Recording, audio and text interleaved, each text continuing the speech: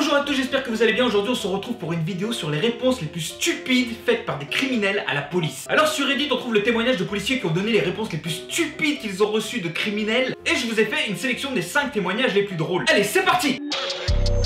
Premier cas, un policier arrête une femme qui traverse un terre-plein pour couper la file à un McDonald's au McDrive. S'ensuit un petit contrôle d'alcoolémie qui révèle que la conductrice est complètement bourrée, c'est-à-dire au-dessus de la limite légale. Ce policier est amené à témoigner lors du jugement et la femme se défend seule. Et pour prouver son innocence auprès du juge, la femme ramène une note du bar qu'elle venait de quitter avant d'aller au McDonald's. Donc la prévenue donne cette note au juge en disant: Madame le juge, je n'ai bu que 4 margaritas et je ne pouvais donc pas être en état d'ivresse. Bilan, elle a été jugée coupable.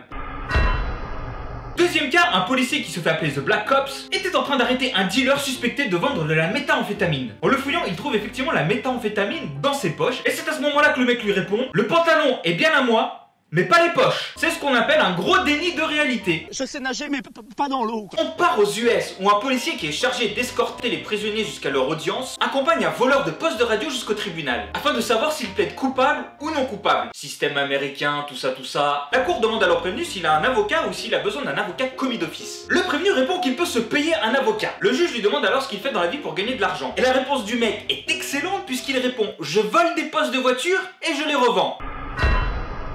En tout cas, ce qu'on peut dire, c'est que lui n'a pas inventé le fil à couper l'eau chaude. Quatrième cas, un policier arrête une voiture qui a un comportement étrange. Enfin, le conducteur a un comportement étrange, pas la voiture. Dans la voiture, il tombe sur la fille d'un de ses amis avec son petit copain. En ouvrant le coffre, il tombe sur 1 kg de cannabis. Mais l'excuse de la fille qui a envie de s'expliquer devant le pote à son père est juste hallucinante. Elle répond: non mais on n'allait pas le fumer, c'est pour le vendre. Alors à mon avis, devant un juge, il vaut mieux fumer du cannabis que de le revendre. Quoi qu'un kilo de cannabis, ça commence à faire pas mal pour sa consommation personnelle, sauf si tu traînes avec Snoop Dogg ou des trucs comme ça. Et on finit par une histoire de braquage complètement surréaliste qui a eu lieu en Belgique le 25 octobre 2018, soit il y a à peu près un mois. Je vous jure que cette histoire, on dirait une fake news qui vient tout droit d'un site web de parodie, mais qu'elle est vraiment arrivée. Avant ça, si vous êtes nouveau sur ma chaîne, n'oubliez pas de cliquer sur le bouton abonner en bas de cette vidéo. Notre histoire se passe donc en Belgique, à Montigny-sur-Sambre, où 6 hommes, dont 2 armés, se rendent dans une boutique de cigarettes électroniques, dans l'optique de subtiliser des produits, des cigarettes électroniques et de la thune. Didier, le commerçant, va alors avoir une idée de génie. En tout cas, une idée très culottée, puisqu'il propose aux 6 hommes de revenir à 18h30, puisqu'actuellement il est 15h30 et que sa caisse est vide. Alors là, tu te rends compte que les mecs sont complètement cons parce qu'ils acceptent. Didier va donc prévenir la police qui n'en croit pas ses oreilles et qui pense qu'il s'agit d'un canular. Mais le commerçant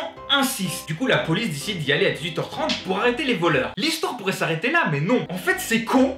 Ils reviennent à 17h30 et Didier leur dit texto de s'acheter une montre. 18h30, c'est pas 17h30. Et ça marche, les mecs repartent pour revenir plus tard. Et ils reviennent à 18h30 pour se faire cueillir par la police belge. En tout cas, on a affaire aux 6 criminels les plus ridicules de Belgique sans doute. Stop, avant de partir parce que je sais que vous fermez tout de suite la vidéo quand elle est terminée. N'oubliez pas de laisser un pouce bleu en bas de cette vidéo et de t'abonner si tu n'es pas encore abonné à ma chaîne. Voilà, j'espère que cette vidéo vous a plu et je vous dis à bientôt pour une prochaine vidéo. Tchuss!